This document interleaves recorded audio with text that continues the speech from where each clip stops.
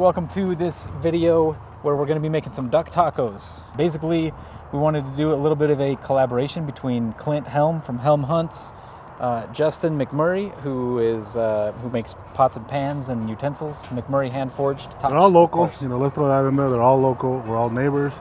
And so, we thought it would be a good idea to put this together. So let's make some tacos. I've always dirtied everything that I found. This ain't no difference, so look at you now. And baby, cut yourself loose. Chop an onion, but which knife is best for chopping or slicing the meat? Whatever you want. Well, I mean, come on. Which one do you want for vegetables? You want the dicer? Probably the chef's knife. So, chef's knife. Yep. Paring knife. That one's technically a steak knife, but it could also be used as just a slightly longer paring knife. This one is kind of like a.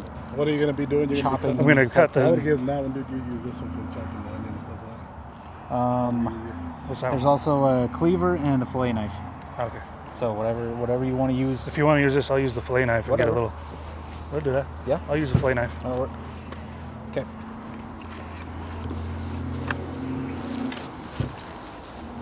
Am I chopping these onions to cook, or you? No, so kind of like the onion and cilantro mix you get on Okay. top of street tacos. Yep. You can cut its breasts out. One of the things you got to look for is your pellets for when you shot it. So you want to make sure you get all the bloodshot meat out of there, all the blood and goop. Make sure you're not eating the steel pellets. And then when you trim them up, trim the fat off. It's okay to leave a little bit of silver skin. And then for the tacos, we're going to take these and we're going to cut them real thin. Kind of make them into strips, and then I'm actually going to cut them a little bit smaller, about like that. And then once I get them all cut, we'll throw them in the pan. I'm going to cut up some onions for the tacos. Need that bag back. How I prep these. So whenever I'm getting ready to cook duck breast, I will, after I cut all the fat off and everything, when you're getting ready to cook them, you soak them in buttermilk for, I would say 24 hours is my preferred method. Some people say it doesn't matter, but in my experience, the buttermilk takes away the mud flavor and gives it a meat flavor to it. Now some ducks don't necessarily require the buttermilk soak, like teal don't require it, but teal breasts are rather small. There's a teal breast, so there's not enough there flavor wise to worry about. Oh.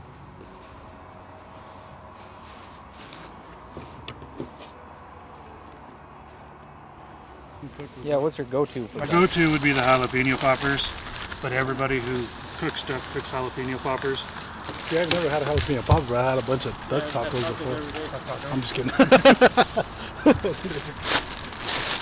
Yeah, Craig did say that he made some when he killed with the duck that you killed for him. I shot 2 of those ducks. Oh, Well, he's here. We can ask him. yeah, we can ask What- him. Ask him. happened You that know day? what? Ask him. Craig shot 2 ducks, I shot 2 ducks, and Justin McMurray shot 1 Did he duck. hand you a bill right now? What's that? Did he hand you a $1 bill right now? No, So he would say that you. It was before. He really did shoot 2 ducks. I think he shot them both on the first shot. After watching back he through did. Now we definitely gave you a $10 bill.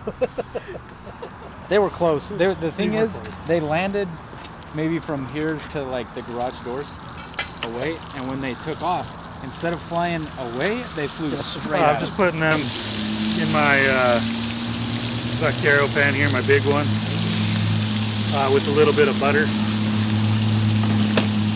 Something to kind of fry them up a little bit. Now, duck's more like a red meat versus like a chicken, so they cook really easily, and it's okay to have a little bit of pink in there. So, and then with these pans, because they're not the thin pans that you get from the store anymore, these cook more like a cast iron. So medium low heat, takes a little bit for them to warm up, but once they're there, they'll cook everything up real nice. It's a little bit more gentle versus slapping it on a hot seared pan.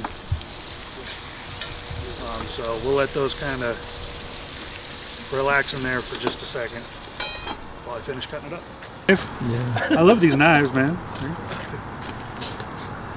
They're sharp enough to get the fine tuning that I want to do. So that silver skin that's on the breast, you don't have to take all of it off? No, it's flavored. Does it depend on the duck? Like, are there some ducks that are a little rougher or tougher? Or? Yeah, any sort of mud duck. So you got like divers and mud ducks.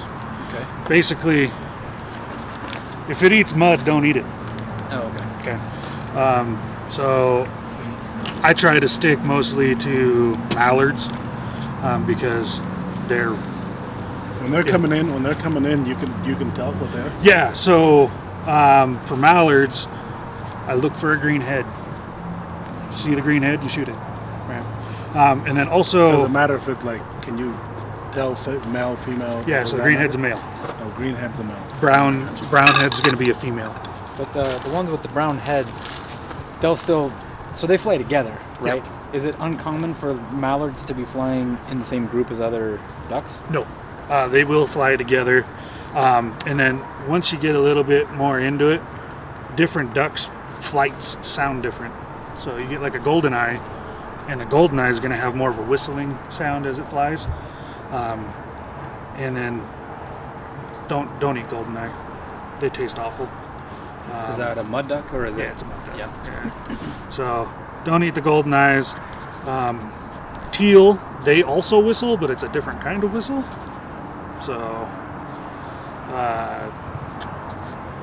and they're also much smaller. And when they're coming in, they sound like a plane coming through the air. So if you hear that plane, it's too late. You missed your shot. So are all of these, is this mallard or what? So this is a mix of mallard and teal. And one mystery duck. Okay, that's fun. I'm pretty sure the mystery duck was a crossbreed. So, no, never mind. I blew the crap out of the breast on that one. Couldn't harvest any meat out of it. Sucks. Season it up with your favorite taco seasoning, homemade, store-bought, bouillon cubes, whatever you want to do. Just mixing that in with that melted butter and the duck juice.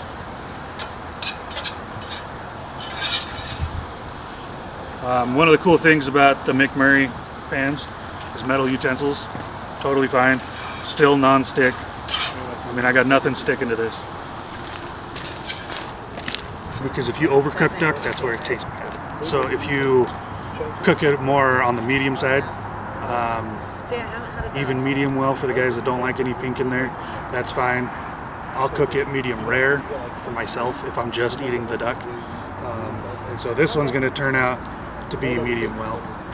So where they're smaller pieces, they're not going to be as tough as if you had tried to cook the whole duck that way, though. Shouldn't be as tough, yeah. So they're pretty much cooked through now. So I'm going to pull it out, and in the juices, I'm going to put some shrimp to cook up in those juices, get a little bit of that flavor going, and I'm going to add a little garlic to the shrimp.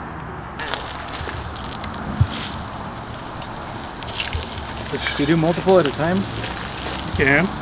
Whatever you want to do, man. I've never really fried tortillas like this. That's a piece of teal right there. How can you tell? It was smaller. Oh.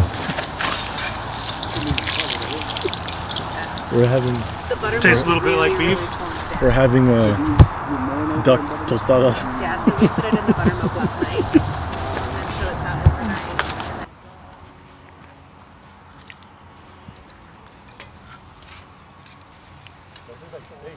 Yeah, right? Not a good thing.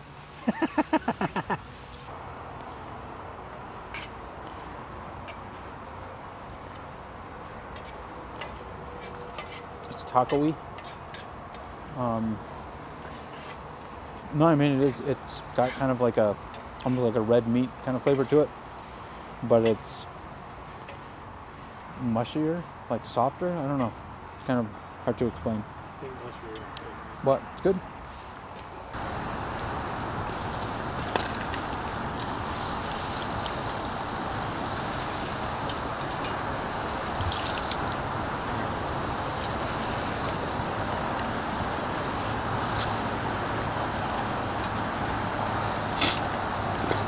What does it taste like?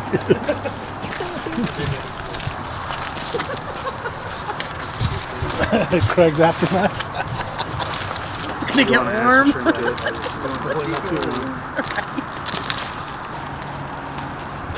Can you move cheese?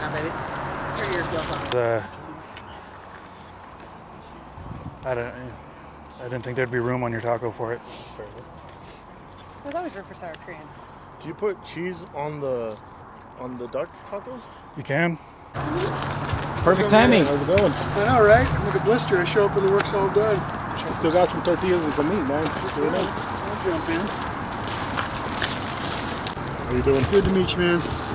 Jesus in the hat Good to meet you. and John. Good to meet you, John. A lot of the problems that I found, I only use American steel because of this reason. A lot of problems I find is that like steel coming out of Taiwan or Mexico, it's not clean, pure, I guess. Yes, yeah. There's a lot of weirdness The in way it. they roll it out. Yeah, the grain structure's all screwed up. And so you can get away with that with some labor on the front end by like thermal cycling. Helps maybe, but it's a lot of labor, you know. And it's a crapshoot because it might work, it might not. And a lot of times that steel, especially if they're doing like mild or structural, isn't coming with any kind of cert. And so maybe it's what they say. You know, it's like, oh, is this 1018? Could be. What steel do you use for yours? So I use A36 or 1018 mild for the pans. And for the handles, I go back and forth between a like 1018 or, depending on the style, I might go, like if it's a really long handle, sometimes I'll up that steel and go to like maybe a 1040, that's really pushing it. That's usually for like, if somebody orders, this is an example. I got a guy out of Texas that is a caterer, and he's open fire barbecue. And he does like giant, he's got a grill that, he sent me a picture of it. It's huge, and it's, yeah.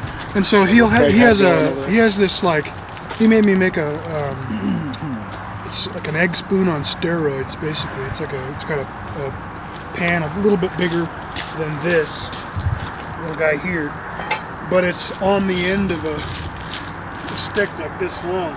And so in order to make it long enough that it wouldn't just sag or bend if you dropped it, but thin enough to be light, that's why I went with a little more carbon. Do you do any kind of heat treat to them? Anything like that? I anneal all my stock when I get it. Most of the steel I'm trying to get is pickled and oiled if I can, because it's just easier processing on the other side. All right, everybody, we hope you enjoyed this. We got ducks, we got pans, we got knives, we had tacos, we had all that.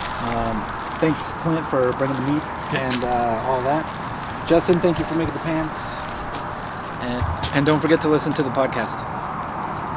Thank us too. Thank you, Jesus. Thank you, behind the Jesus scenes. and John and Leo for being here as well. For designing the dice right. Go get one. Hey, which one of the designs was yours, John? Me for bringing the table. And designing the rest of them.